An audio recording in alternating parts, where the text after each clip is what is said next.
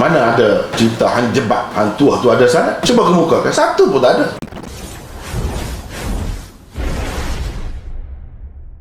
Sebenarnya pemakaian sistem riwayat dalam penilaian sesuatu fakta adalah khususiyah umat ini. Ini suatu ciri khusus umat Islam. Ibnu Hazm berkata, "Naqlu thiqah 'an thiqah yablughu bihi an-nabi sallallahu alaihi wasallam ma'al ittisal khassa Allah bihi al-muslimin duna sa'iri al-milal wa amma ma'al irsal wal i'dal fayujadu fi kathirin min al-yahud lakin la yaqrabuna fihi min Musa qurbana min Muhammad sallallahu alaihi wasallam bal yaqifun bihaythu yakunu bainahum wa bain Musa akthar min 30 asran." Bermaksud nukilan orang yang dipercayai daripada orang yang dipercayai juga dengan bersambung-sambung sampai kepada Nabi sallallahu alaihi wasallam adalah suatu keistimewaan yang diberikan oleh Allah Subhanahu wa taala kepada orang-orang Islam sahaja, tidak kepada penganut-penganut agama lain. Nukilan dengan irsal dan i'dal. Irsal ini sanadnya tidak bersambung di peringkat atas. I'dal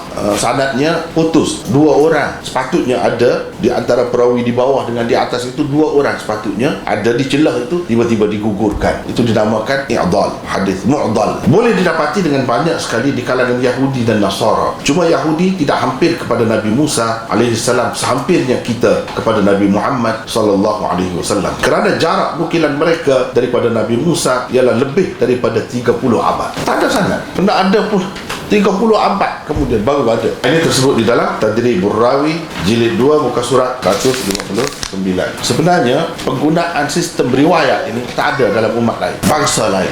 Tak ada nukilan ilmu dalam bentuk riwayat seperti yang dikenali oleh kita umat Islam, tak ada. Ini adalah keistimewaan umat Islam. Bukan sekadar di kalangan umat lain yang dahulu, yang kemudian di kalangan kita sendiri pun, kalau kita kata cerita sejarah lah, tak ada juga sana. Mana ada cerita hang jebak, hang tuah tu ada sanad? Cuba kemukakan, satu pun tak ada. Padahal di kalangan umat kita juga sekarang ni, umat Muhammad juga tak ada.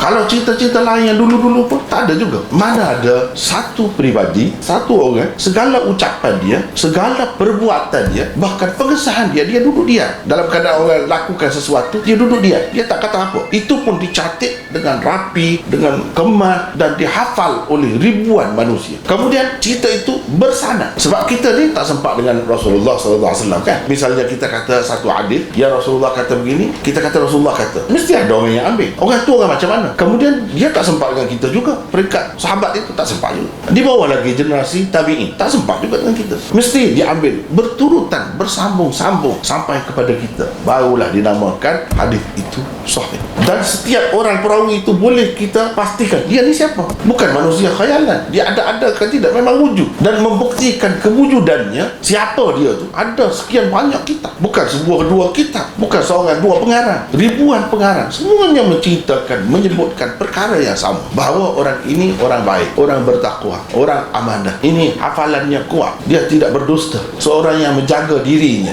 dan sebagainya. Dia ada buku, semua ada cerita. Ada boleh kita cari orang lain dalam dunia, tak kira lah, walaupun dia tu Nabi yang dulu, tapi ada sanad? Tak ada. Inilah yang disebutkan oleh Ibnu Hazm. Kalau tidak Nabi tu lagi lah, tak ada sanad. Yang ada sanad meyakinkan macam ni, tak ada. Kalau kita boleh terima sejarah, ada jabatan sejarah di mana-mana universiti ada, boleh terima. Saya pun heran juga, ada pihak yang tak boleh terima hadis. Dalam keadaan sejarah tu langsung tak ada sanad, tak ada cerita sejarah, perawi-perawi setiap orang, tak ada. Pasti boleh terima dan dunia terima. Kalau tidak, tutup sajalah jabatan sejarah. Tapi semua terima, dunia mana pun terima. Macam mana tak boleh terima hadis? Dalam keadaan perawi-perawinya semua ada latar belakang dan dikenali dengan tepat oleh penulis-penulis. Ada kitab-kitab, tak ada dalam dunia. Kalau nak cari seorang manusia macam ni, tak ada. Kalau ada pun Nabi kita Muhammad SAW.